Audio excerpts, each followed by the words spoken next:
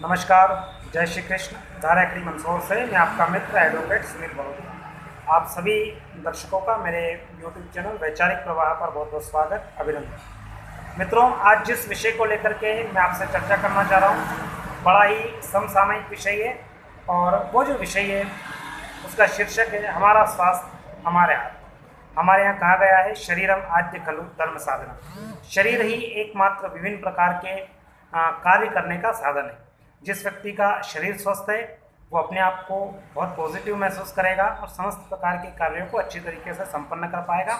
और जिस व्यक्ति के शरीर में किसी प्रकार का व्याधि है, कोई रोग है, वो व्यक्ति फिर कहीं ना कहीं परेशान सा अपने आप को महसूस करता है। मित्रों, क्यों व्यक्ति अक्सर बीमार हो जाते हैं, इसका जो सबसे बड़ा कारण है वो ये है कि हमारे यहाँ पर हम प्रकृति से दूर जाते रहे। हम जो प्राकृतिक खान पान है, प्रकृति है, उससे दूर होकर के हम फास्ट फूड की तरफ बढ़ रहे हैं। तो व्यक्ति जितना प्रकृति से दूर जाएगा, जितना फास्ट फूड और आर्टिफिशियल भोजन की तरफ बढ़ेगा, उतना व्यक्ति कहीं ना कहीं बीमार होगा। सामान्यतया जो बीमारी की शुरुआत होती है, बीमारी का जो प्रारंभिक स्टेज है वो ये है कि व्यक्ति का जो पेट अगर साफ नहीं है, डाइजेस्टिव सिस्टम यदि सही तरीके से वर्क नहीं कर रहा है, तो व्यक्ति को फिर विभिन्न प्रकार के रोग होने की संभावनाएं बढ़ जाती हैं। आज कुछ छोटी छोटी टिप्स लेकर के, कुछ छोटी छोटी बातें लेकर के मैं आपके सामने उपस्थित हुआ हूँ कि किस प्रकार से हम उन टिप्स को अपना करके अपने शरीर को स्वस्थ रख सकते हैं। जिस व्यक्ति को किसी भी प्रकार की प्रॉब्लम है, वो व्यक्ति इन सामान्य प्रकार की जो टिप्स मैं आपको बता रहा हूँ, इनको यदि फॉलो करता है तो निश्चित रूप से उसके रोग में सुधार होने की पूरी संभावना है। दूसरा, जो व्यक्ति पूरी तरीके से स्वस्थ है वो हमेशा लंबे समय तक स्वस्थ बना रहेगा। तो मित्रों, सबसे पहले मैं आपसे एक रिक्वेस्ट करना चाहूँगा कि अपने आप को प्रकृति से जोड़िए। जो व्यक्ति अपने आप को प्रकृति से जोड़ के रखता है वो व्यक्ति हमेशा स्वस्थ रहेगा। आप प्रकृति से दूर जाएंगे, प्रकृति फिर आपको कहीं ना कहीं बहुत सारे रोग वगैरह देना शुरू कर देगी। तो प्रकृति से जुड़ने के लिए आप मानसिकता बनाएं, प्रकृति से जुड़े, प्रकृति से प्रेम करें और नेचर के पास रहें। वैसे भी हमारे यहाँ पर एक चीज़ और कही गई है कि जो भी हम खान पान खाते हैं वो जितना प्रकृति जिस रूप में हमको दे रही है उस रूप में यदि हम उसका ग्रहण करेंगे तो हम स्वस्थ रहेंगे, और फिर जितना उसका हम रूपांतरण करते जाएंगे उतने कहीं ना कहीं हम रोगी होते जाएंगे। तो हमारा एक ये भी होना चाहिए हमारा उद्देश्य कि हम प्रकृति द्वारा प्रदत्त चीज़ों को उसी रूप में अधिकाधिक ग्रहण करने का प्रयास करें। हाँ, रूपांतरण करना भी है तो कम उसकी तरफ ध्यान दें, लेकिन जैसा प्रकृति ने दिया है कोशिश ये करें उस रूप में हम उस चीज़ को ग्रहण करें। कुछ छोटी छोटी टिप्स मैं आपसे निवेदित कर रहा हूँ। सबसे पहले आप ब्रह्म मुहूर्त में उठना प्रारंभ कीजिए।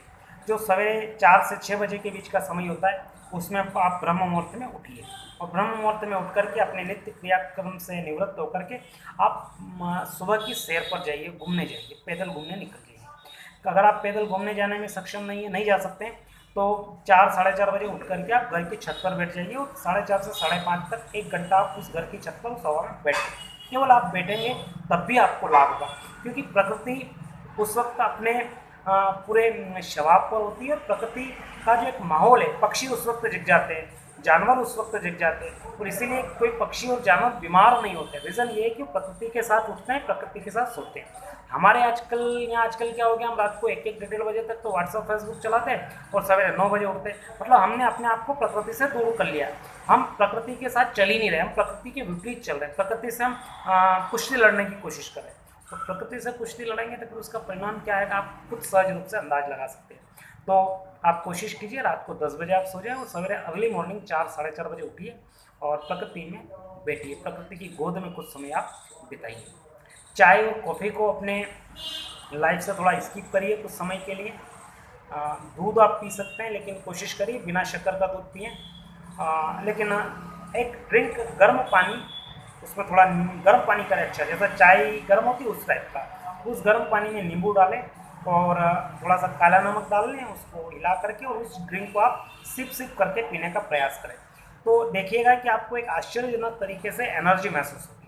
तो ये आप ड्रिंक शुरू करिए। और वैसे भी गर्म पानी का बहुत ज़्यादा महत्व है। जापानीज़ लोग जितने भी होते हैं वो सब गर्म पानी पीते हैं। उसी गर्म पानी के कारण 120-25 साल तक उनकी एज होती है और हमेशा युवा दिखते हैं, स्लिम और ट्रिम दिखते हैं, चेहरे पे झुर्रियाँ उनकी आपको दिखाई नहीं देगी।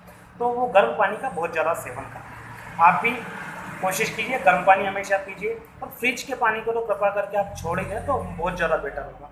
तो फ्रिज को तो आप कम से कम जब तक पानी को छोड़ ही दें ज़्यादा बेटर हो। फ्रिज की चीज़ें तो कम से कम ही आप उपयोग करें, यूज़ करें। तो गर्म पानी आप पीना शुरू करें। और दूसरी एक और चीज़ ये है, अंकुरित अनाज।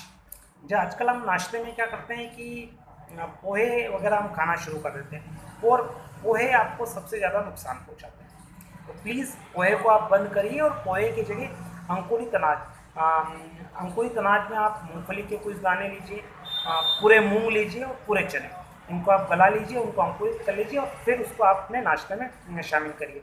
ऐसे अगर आप नहीं खा सकते तो उसको टेस्ट के लिए हल्का सा उसमें काला नमक डाल लीजिए, जीरावन डाल लीजिए, थोड़ा सा उसको रोस्ट वगैरह कर लीजिए, तो आपको फिर ज़्यादा दिक्कत नहीं आएगी और उसे आप खाइए। तो वो नाश्ता आपका परफेक्ट और हेल्दी नाश्ता है, आपके डाइजेशन को पूरी तरीके से आपको सुधार देगा। डाइजेस्टिव नाश्ता है और पेट आपका पूरी तरह से क्लियर कर देगा। भोजन जब हम कर रहे हैं तो भोजन में प्लीज़ कुछ समय के लिए गेहूं को आप छोड़ दें, स्किप कर दें और गेहूं की जगह ज्वार का आटा आप यूज़ करें। ज्वार की रोटी बना करके आप खाना शुरू करें। सवेरे आप 2 रोटी 1.5 रोटी ज्वार खाएँ और ज्वार के साथ, रोटी के साथ सब्जी की जो मात्रा है उसको बढ़ाएं। सब्जी ज़्यादा मात्रा में आप सेवन करें और कम मिर्ची की सब्जी हो तो सब्जी आप ज़्यादा खा पाएंगे। तो ज्वार की रोटी खाइए, सब्जी का अधिक मात्रा में सेवन करिए, सलाद खाइए और शाम के भोजन में आप दलिया बनाइए। और दलिए में गेहूं का दलिया आता है, उस दलिया को बनाइए और नमकीन दलिया बना लीजिए आप। उसमें थोड़े से लौकी डाल ली, कुछ वेजिटेबल्स डाल लिए, सब्जियाँ डाल ली, थोड़ा सा मूंगफली के दाने डाल लिए, उसको फ्राई करके आप खाइए। टेस्ट में भी बढ़िया और हेल्थ के लिए भी बढ़िया, दोनों ही चीज़ों में वो चीज़ आप पे कारगर साबित होगी। दूसरा एक और चीज़ ये है कि लापसी आजकल हमारे किचन से गायब होती है, तो लापसी का आप अधिकतर यूज़ करिए। लापसी बना करके खाइए और शाम को आप लापसी बनाकर खाइए तो आपकी जो आते हैं छोटी आंत और बड़ी आंत, उन आंतों को बहुत अच्छी तरीके से क्लियर कर देगी और आपका पेट अच्छी तरीके से आपका साफ होगा, मोशन आपको क्लियर होगा। और चूँकि हम यही तो चाहते हैं कि पेट अगर हमारा साफ है तो हम बहुत सारी चीज़ों से बच जाएंगे। शाम के समय एक काम और कीजिए, यदि अगर आप खा सकते हैं तो पपीता लाइए और शाम के समय पपीता का सेवन करना आप शुरू करें। तो पपीता आपकी हेल्थ के लिए, इसलिए हमारे कहा भी कि जिस पपीता पिता का काम करता है, जैसे पिता किसी पुत्र का ख्याल रखता है ना, वैसे पपीता आपका शरीर का ख्याल रखेगा। तो पपीते का आप सेवन करना प्रारंभ करें। सफ़ेद नमक, समुद्री नमक को आप बंद करिए, उसकी जगह सेंधा नमक और काले नमक का आप अधिकतर यूज़ करिए। सेंधा नमक और काला नमक आपके स्वास्थ्य की दृष्टि से बहुत ज़्यादा बेटर है। बाज़ार का जितना खाना है, बाज़ार की सेव, बाज़ार के नमकीन, कचौरी, समोसे, जलेबी, नूडल्स, जितने प्रकार के फास्ट फूड, चाइनीज़ फूड, जो भी मार्केट में आ रहे हैं सबको बंद करिए। और कोई व्यक्ति कह रहे साहब हमको तो बाज़ार में जाना पड़ता है, भूख लगती है तो क्या करें, फिर आप भुंगड़े यूज़ करिए। चने आते हैं रोस्टेड चने, भुंगड़े, उन भुंगड़ों को आप खाना प्रारंभ करिए। तो बिस्किट भी आप बंद कर दीजिए। बिस्किट मैदे के बनते, बिस्किट भी हमारी आंतों को नुकसान पहुँचाते हैं। तो कुछ टिप्स मैंने आपको बताइए, ब्रह्म मुहूर्त में उठने से लेकर के रात को सोने तक उन टिप्स का आप पालन करेंगे, निश्चित रूप से आपको लाभ होगा और जो स्वस्थ है वो लंबे समय तक स्वस्थ बने रहेंगे। और ये जो सारी टिप्स है ये वेट लॉस के लिए भी बहुत ज़्यादा कारगर है। कोई वेट लॉस करना चाहता है तो उसके लिए भी ये टिप्स रामबाण का काम करेगी। और ज्वार की रोटी को आप ज़्यादा से ज़्यादा प्रेफर करें। तो इन मेरे टिप्स को आप अच्छी लगे तो अधिकतम लोगों तक आप पहुंचाने की कोशिश करें। मेरे वीडियो को लाइक करें, शेयर करें, सब्सक्राइब करें। यूट्यूब और फेसबुक दोनों ही जगह मेरा वीडियो उपलब्ध है और इस वैचारिक प्रवाह को अधिकतम लोगों तक आप पहुंचाएं। और किसी नए विषय पर कोई आप वीडियो चाहते हैं, कुछ जानकारी चाहते हैं तो प्लीज़ मुझे लिखें ताकि उस विषय पर भी आपको जानकारी मैं उपलब्ध करा सकूं। आज के लिए बस इतना ही। धन्यवाद। जय श्री कृष्ण।